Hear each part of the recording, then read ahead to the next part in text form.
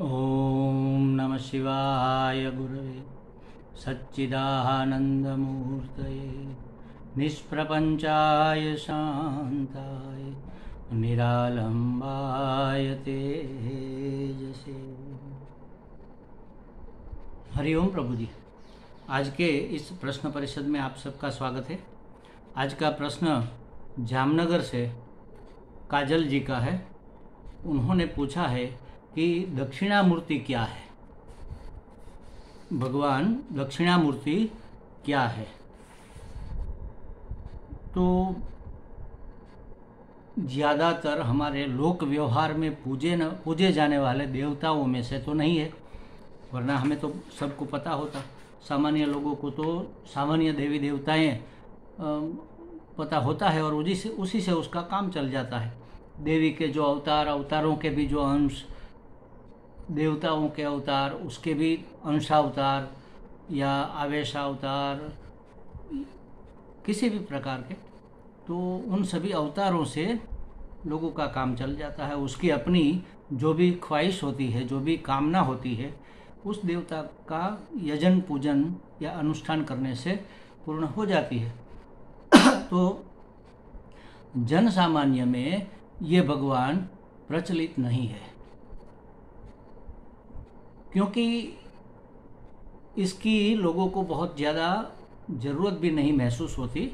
पता भी नहीं है कि ये कौन से वर देने वाले देवता है और कैसे ये दक्षिणामूर्ति कहलाए। ये अवतार या समझो यह वेश, ये रूप दक्षिणामूर्ति का कौन से भगवान ने क्यों लिया, ये पता नहीं होता है। तो सामान्यतः ये प्रश्न रहता है कि दक्षिणामूर्ति जी कौन है। तो कथानक कुछ ऐसे है, स्टोरी ऐसे चलती है कि ब्रह्मा जी ने जब सृष्टि का सर्जन शुरू किया तो सबसे पहले उसके मानस पुत्र, सिर्फ विचार आने से उसके 4 मानस पुत्र पैदा हुए। सनक सनंदन आदि 4 पुत्र पैदा हुए। बटुक छोटे छोटे थे। और ब्रह्मा जी ने कहा कि भाई अब आप सृष्टि का सर्जन करने में हमारी सहायता करो, हमारा हाथ बटाओ, आप भी सृष्टि सर्जन करो। तो उन्होंने कहा कि नहीं महाराज, हमें तो अपने आप को जानना है कि हम कौन है, क्यों है, हमें क्या करना है। मतलब कि हम प्रवृत्ति मार्ग में प्रवेश करना नहीं चाहते, हम निवृत्ति मार्ग में रहना चाहते हैं। 2 मार्ग भगवान ने भी बताए हैं यहाँ पर गीता जी में। एक है ज्ञान मार्ग, मतलब सांख्य मार्ग, और एक है कर्म मार्ग। कर्म मार्ग है यह प्रवृत्ति मार्ग है। हम सब संसार के सभी लोग ज़्यादातर प्रवृत्ति मार्ग में ही स्थित होते हैं। सब काम करते हैं, कमाते हैं, घर चलाते हैं, भगवान की भक्ति भी करते हैं। भक्त भी प्रवृत्ति मार्ग में ही कहा जाएगा अमुक हद तक, फिर इससे आगे वह भी निवृत्ति मार्ग में आ जाता है। तो एक है प्रवृत्ति मार्ग, दूसरा है निवृत्ति मार्ग। तो चारों बटुकों ने, सनकादि संतों ने, महात्मा लोग थे, वो तो महान आत्मा थे। वो चाहते थे कि हम महान में से निकृष्ट आत्मा न बने, हम महान में से महानतम बने। यह तो ठीक है, लेकिन हम निकृष्ट, नीचे गिरना नहीं चाहते, ऊपर चढ़ना चाहते हैं। ब्रह्मा जी ने कहा ठीक है, जाओ भाई, आपकी मर्जी। फिर उन्होंने एक और पुत्र को जन्म दिया, कई पुत्रों को, मानस पुत्रों को। सप्तर्षि और नारद जी सब उसी के मानस पुत्र है, उसी का आविर्भाव हुआ। ये भी सब निवृत्ति मार्ग के थे। फिर उन्होंने आगे बढ़ते बढ़ते बढ़ते मनु को भी प्रवृत्त किया, जन्म दिया, और मनु लोग ये सब प्रवृत्ति मार्ग में पढ़े। सप्तर्षि भी प्रवृत्ति मार्ग में, कई सप्तर्षि भी पढ़े। तो ये 4 जो महात्मा लोग थे सनकादि, उन्होंने कहा कि हमें तो प्रवृत्ति मार्ग में नहीं रहना है, निवृत्ति मार्ग में जाना है। तो आप हमें निवृत्ति मार्ग का उपदेश दीजिए, आप हमें आत्मोन्नति, आत्मा की उत्कृष्ट में से उत्कृष्ट स्थिति को कैसे प्राप्त किया जाए, यह आप हमें समझाइए। तो ब्रह्मा जी ने कहा कि भाई देखो, मैं तो सर्जन करने में बिजी हूँ, और जब सर्जन करना होता है तब रजस तत्व प्रधान होता है। तो इसमें तो ये उपदेश दिया नहीं जा सकता, मुझे सूझेगा भी नहीं, आप कहीं और जाओ।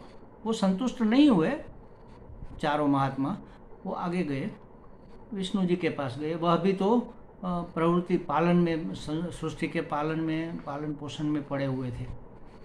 और इससे आगे गए, शिव जी के पास गए, तो शिव जी भी समाधि लगाए हुए पार्वती जी से कुछ वार्तालाप करते हुए, कुछ और स्थिति में ऐसे अलग अलग मूड में पाए गए। तो देखा कि यहाँ पर भी कुछ हमारी दाल गलने वाली लगती नहीं है, अब क्या करें। वो तो असमंजस में थे, समस्या को लेकर परेशान तो नहीं, लेकिन क्या कहते हैं उसको, स्तब्ध स्थिति में थे। तो सोच रहे थे कि अब क्या किया जाए, चलो उत्तर की ओर चलते हैं, हिमालय की ओर आगे बढ़ते जा रहे थे। शिव जी ने सोचा कि इन चारों को तो ज्ञान चाहिए, और ये इतने सात्विक है, सत्व संशुद्धि से समृद्ध है कि उसको तो बस इशारा मात्र काफ़ी है, लेकिन वो समझ नहीं पाए हमारी स्थिति को। चलो इसको ज्ञान प्रदान किया जाए। तो शिव जी ही दक्षिणामूर्ति भगवान का वेश लेकर, उसका अवतार लेकर समझ लो, आ गए। कहाँ गए?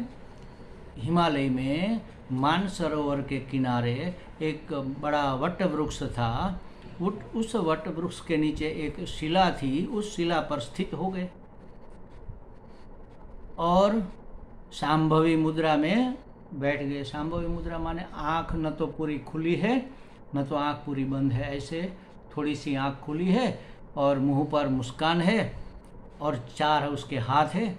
चारों हाथ में, एक में है लेफ्ट जो डाउन हैंड है, ये बाएं वाला, लेफ्ट वाला, वो नीचे का जो हाथ है उसमें उन्होंने वेद को पकड़ कर रखे हैं, मतलब शास्त्र, उसके हाथ में शास्त्र है। इसके ऊपर वाला, उसी साइड का लेफ्ट वाला, ऊपर वाला जो हाथ है उसमें उन्होंने एक मशाल पकड़ के रखी है। कभी कभी मशाल के साथ साथ इस अंगूठे में छोटी सी माला भी दिखाई देती है। माला और मशाल दोनों समझ लो, चलो।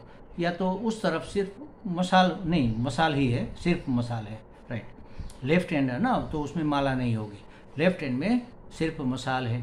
फिर राइट हैंड में, नीचे का जो राइट हैंड है, ऊपर का जो राइट हैंड है उसमें मिरर पकड़ा हुआ है और माला पकड़ी हुई है। कहीं कहीं डमरू भी दिखाते हैं, डमरू और माला, या तो मिरर है, दर्पण है, और अंगूठे में छोटी सी एक माला है।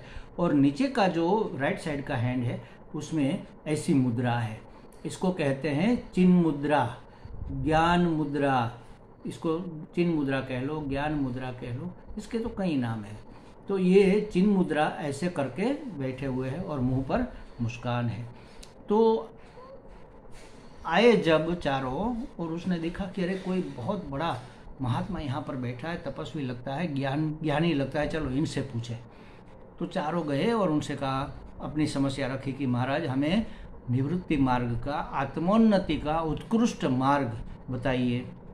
तो दक्षिणामूर्ति भगवान दक्षिण की ओर मुंह करके बैठे थे, क्योंकि बैठे थे हिमालय में, तो उसका मुंह नेचुरली दक्षिण में ही होगा।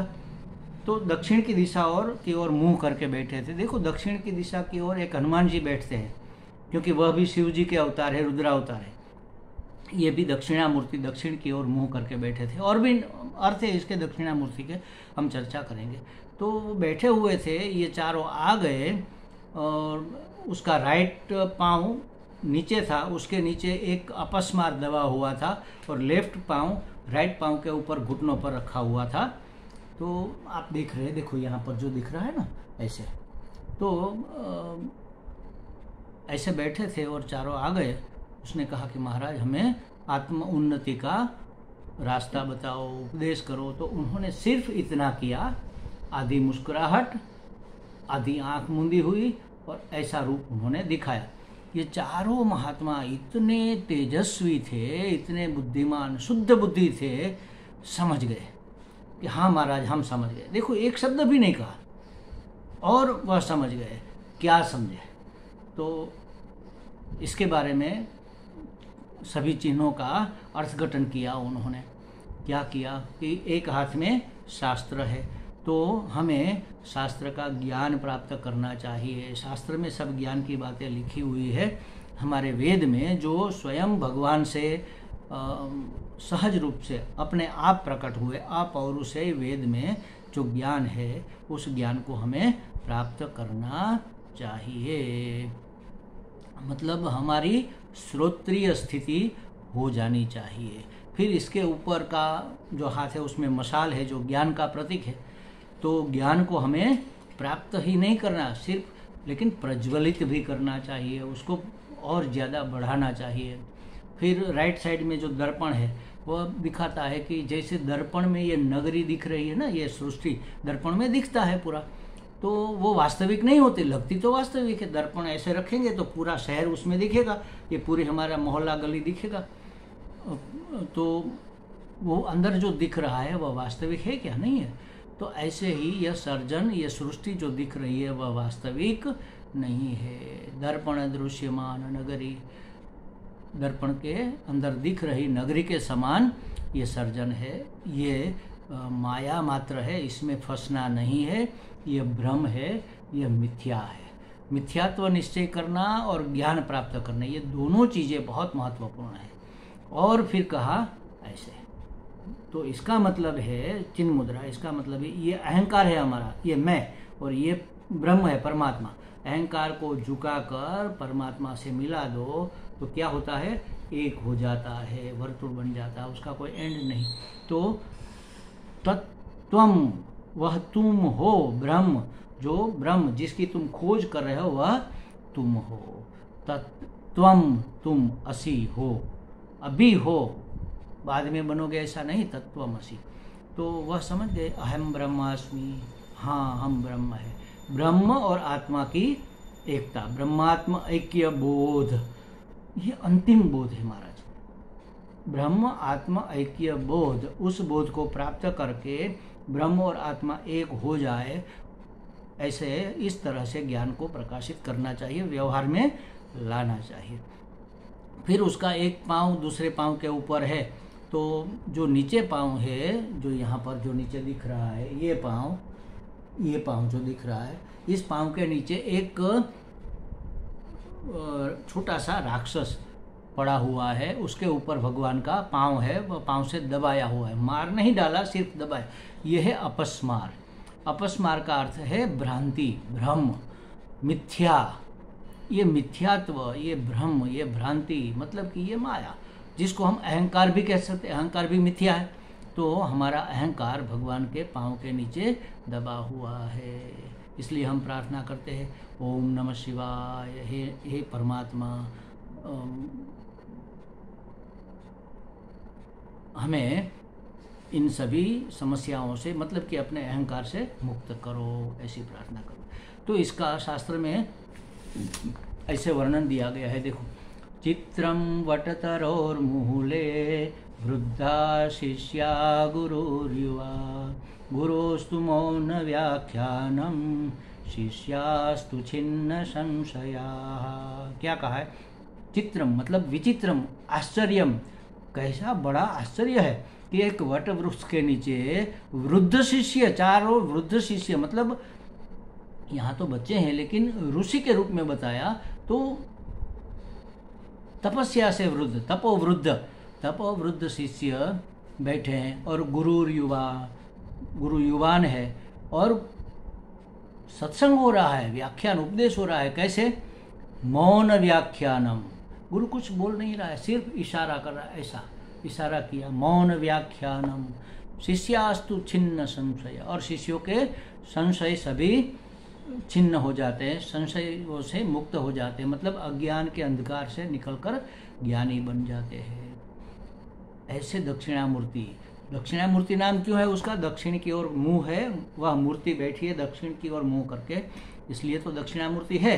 लेकिन दक्षिणा से मुषी बुद्धि को भी दक्षिणा कहते हैं, धिय मतलब शुद्ध बुद्धि को भी दक्षिणा कहते हैं। तो ऐसे शुद्ध बुद्धि वाले भगवान जो हमें उपदेश कर रहे हैं वह है दक्षिणामूर्ति।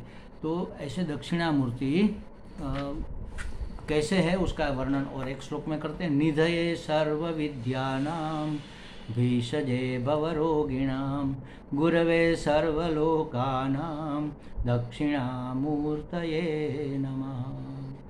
सर्व विद्याओं का भंडार निधि, निधये सर्व विद्यानां भीषजे भवरोगिणाम। ये भवरोग जो लगा हुआ है ना, जन्म मृत्यु से चक्कर चल रहा है, उसकी कोई दवा है तो दवा तो वैद्य से मिलेगी, डॉक्टर से मिलेगी, तो उसके डॉक्टर ये दक्षिणामूर्ति है, उसके वैद्य है, बहुत बड़े भवरोग के वैद्य है। गुरवे सर्वलोकानाम, सभी लोक, पृथ्वी लोक, आकाश, पाताल लोक, स्वर्ग लोक, ब्रह्म लोक, जो भी लोक है, 14 लोक के ये गुरु है, पहले गुरु, सबसे पहले गुरु।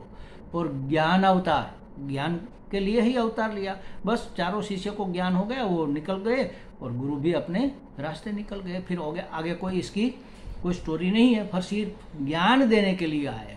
तो देखो, ज्ञान गुरु सबसे पहले इस सृष्टि के गुरु, गुरवे सर्वलोकानां, ऐसे कौन है? दक्षिणामूर्ति, उसको हम नमस्कार करते हैं। निधये सर्व विद्यानां भीषजे भवरोगिणां गुरवे सर्वलोकानां दक्षिणामूर्तये नमः। और वही ओमकार का भी अर्थ है।